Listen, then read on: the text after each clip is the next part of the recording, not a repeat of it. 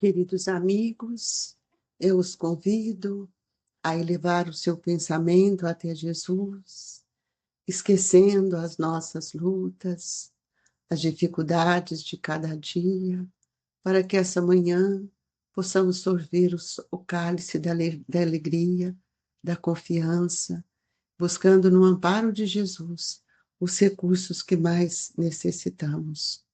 Que a misericórdia, o amor, a brandura envolva os nossos pensamentos. Hoje vamos ler Utilidade Providencial da Riqueza, Provas da Riqueza e da Miséria. Se a riqueza houvesse de constituir obstáculo absoluto à salvação dos que a possuem, conforme se poderia inferir de certas palavras de Jesus, interpretadas segundo a letra e não segundo o Espírito, Deus, que a concede, teria posto nas mãos de alguns um instrumento de perdição, sem apelação nenhuma, ideia que repugna a razão. Sem dúvida, pelos arrastamentos a que dá causas, pelas tentações que gera e pela fascinação que exerce, a riqueza constitui uma prova muito arriscada, mais perigosa do que a miséria. É o supremo excitante do orgulho, do egoísmo e da vida sensual. É o laço mais forte que prende o homem à terra e lhe desvia do céu os pensamentos, produz tal vestígio que muitas vezes aquele que passa da miséria à riqueza esquece de pronto a sua primeira condição, os que com ele a partilharam, os que ajudaram, e faz-se insensível, egoísta e vão. Mas do fato de riqueza, no fato mas do fato de a riqueza tornar difícil a jornada, não se segue que a torne impossível e não possa vir a ser o meio de salvação para o que dela sabe servir-se. Como certos venenos podem restituir a saúde, se empregados a propósitos e com discernimento. Quando Jesus disse ao moço que o inquiria sobre os meios de ganhar a vida eterna, desfazes de todos os teus bens e segue-me. Não pretendeu, de certo, estabelecer com princípio absoluto que cada um deve despojar-se do que possui e que a salvação só a este preço se obtém, mas apenas mostrar que o apego aos bens terrenos é um obstáculo à salvação. Aquele moço, com efeito, se julgava quite porque observava certos mandamentos e, no entanto, recusava-se a ideia de abandonar os bens de que era dono. Seu desejo de obter a vida eterna não ia até o extremo de adquiri-la com sacrifício. O que Jesus lhe propunha era uma nova decisiva, destinada a pôr a nu o fundo do seu pensamento. Ele podia, sem dúvida, ser um homem perfeitamente honesto, na opinião do mundo, não causar dano a ninguém, não maldizer o próximo, não ser vão, nem orgulhoso, honrar a seu pai e a sua mãe, mas não tinha a verdadeira caridade. Sua virtude não chegava até a abnegação. Isto que Jesus quis demonstrar. Fazia uma aplicação do princípio fora da caridade, não há salvação. Nós, elevando o nosso pensamento até Jesus, pedimos o nosso Divino Mestre que ampare todos aqueles que estão compartilhando conosco deste Evangelho. Que o seu amor alcance esses corações, nutrindo-os de esperança, de fé e de confiança. Que todos nós tenhamos bom senso, Senhor, diante das oportunidades que tem nos dado, dos talentos que nos oferece, para que possamos multiplicá-lo em favor do bem de nossos companheiros de caminhada. Que compreendamos o papel da resignação, da tolerância, das virtudes que nos sustentam e nos dão o equilíbrio. E nesta manhã, nossa rogativa também se estende aos nossos familiares, aqueles que mais necessitam Jesus. Envolvei os seus corações, alimentando-os de confiança, de fé e de esperança. Mestre Jesus, que o seu amor alcance os lares em desequilíbrio, os orfanatos, onde a dor da orfandade é tão grande. Pedimos pelos asilos, onde o abandono e a solidão se faz presente, para os hospitais, para que o ajuste à lei seja compreendido. Mestre de amor, dai-nos força e coragem, e que a doce tertúlia do seu amor consolide em nós a fé e a coragem. Que assim seja. Queridos amigos, cada dia que a gente vai compreendendo o Evangelho, nós vamos nos situando nesse momento da nossa reencarnação para fazer uma análise mais criteriosa de tudo que nós temos recebido. Ao analisar a nossa inteligência, que é um talento, perguntemos para nós de que forma eu estou utilizando. Se nós viemos numa família abastada da riqueza, do dinheiro, pensemos bastante. Por que tanto apego? Por que não ver e não enxergar a necessidade do outro? Por que que nós não vamos compreender o que seja uma prova da riqueza, da miséria? Ajude-nos, Jesus, para que a gente possa não ficar lendo o Evangelho todos os dias e nem falando, mas que as suas lições penetrem profundamente em nosso ser, de forma reflexiva. Nós temos a certeza de que todos esses ensinamentos de Jesus não são letras mortas, não são palavras em vão, é para que elas sejam direcionadas ao nosso espírito e não ao nosso corpo, para que nós possamos compreender que são tesouros que carregamos, são construções que estamos realizando.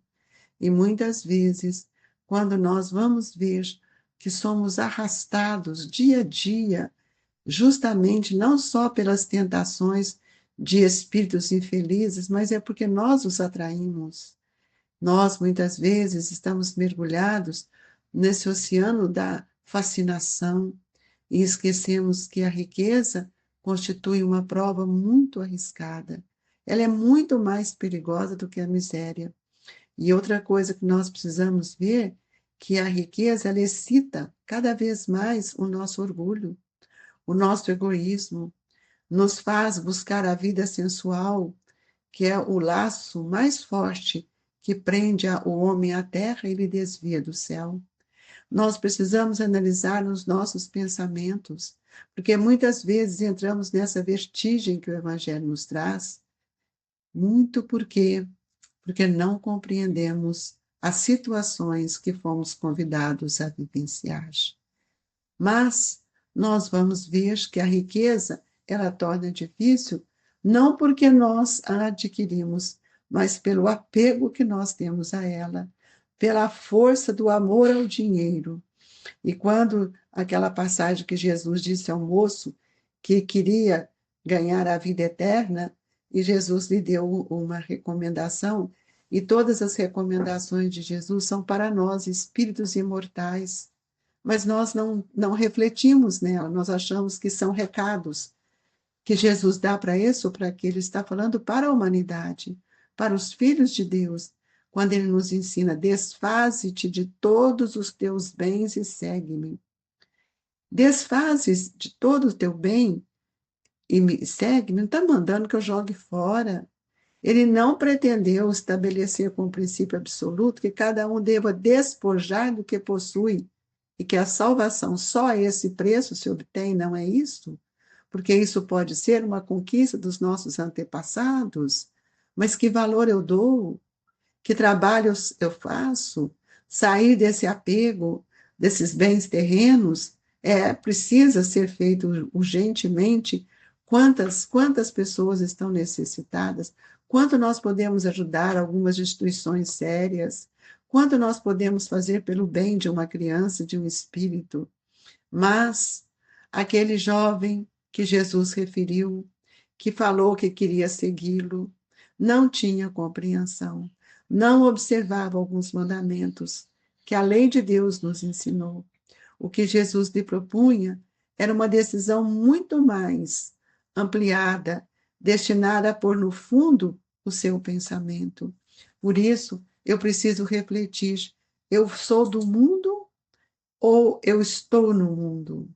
Cada um precisa de refletir, porque ele podia, sem dúvida, ser um homem perfeitamente honesto na opinião do mundo, mas ele não podia causar danos a ninguém, nem maldizer o próximo, e nem ser orgulhoso, porque quantos recebem uma formatura, um diploma, a luta de pais que trabalham e não valorizam?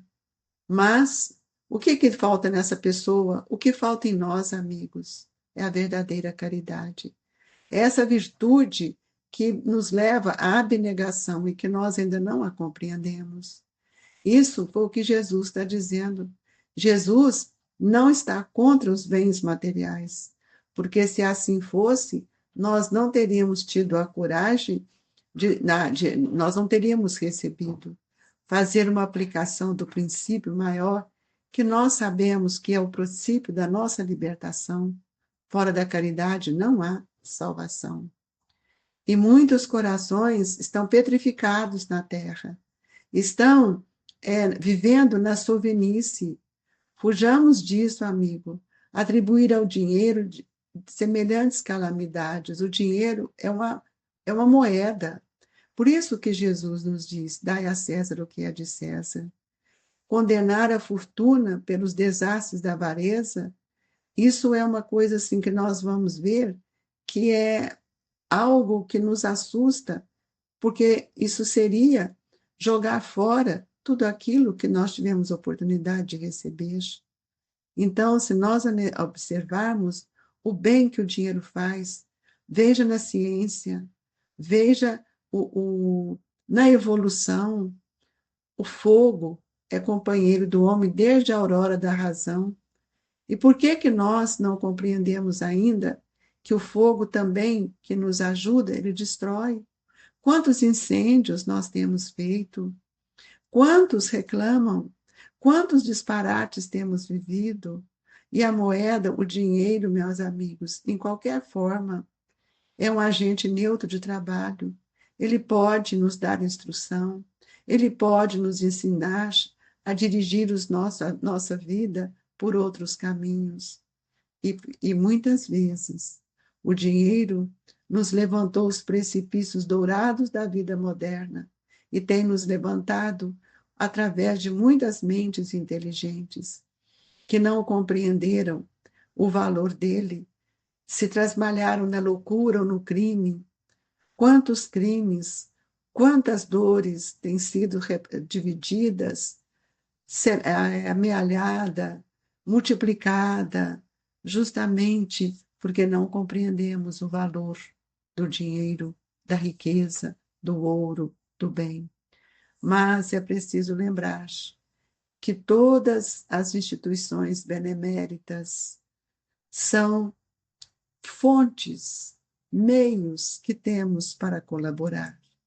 É preciso que numa indústria, numa fábrica, tenhamos a coragem de ofertar aos nossos companheiros, irmãos nossos, salários mais dignos, para que eles também possam ter uma vida de nobreza, de não de esbanjar, mas de dar aos filhos aquilo que todos nós necessitamos. Nós observamos, queridos irmãos, que nessa passagem que Jesus vem nos ensinar, nós temos as provas da riqueza e da miséria como um sinal para todos nós observarmos as nossas diferenças evolutivas. Se a riqueza somente houvesse de produzir só os bens, tudo isso que nos compete, nós talvez já estivéssemos numa condição melhor. Não ela é um elemento de progresso moral. Ela é um poderoso elemento também do progresso intelectual. Mas não adianta eu ter uma inteligência intelectual se eu não tiver a caridade no meu coração. E é por isso que nesta manhã nós estamos estudando uma passagem do Evangelho que toca a todos nós, que muitas vezes precisamos compreender o valor de todos os povos, das trocas, do comércio, da indústria, para que os nossos trabalhos que realizamos como uma formiga que trabalha constantemente para prover, para manter aquele formigueiro, e na hora do inverno, na hora da chuva, na hora das intempéries, elas têm onde agasalhar. Passamos como a natureza nos ensina. Todos nós podemos ter as atividades de muitos trabalhos que vão nos auxiliar a ampliar, a desenvolver a inteligência, mas essa inteligência que concentra primeiro dentro de nós não só a necessidade material, mas também que a gente possa ter uma inteligência moral para que possamos compreender que toda riqueza é um meio e não é um fim. É um meio de crescimento, é um meio de expansão. Por isso, Jesus nos disse: a cada um segundo as suas obras, e Allan Kardec nos traz: fora da caridade não há salvação. Então, que essa eterna sabedoria que Deus tem nos ofertado, que inspira a educação do homem e inspira a educação do espírito, vejamos a terra como uma escola e vamos compreender que todo o clarão espiritual varre as nossas sombras do pensamento. Não censuremos aqueles que têm, mas procuremos refletir nos benefícios daqueles que tanto produzem. Que Deus nos abençoe, que Jesus nos ampare.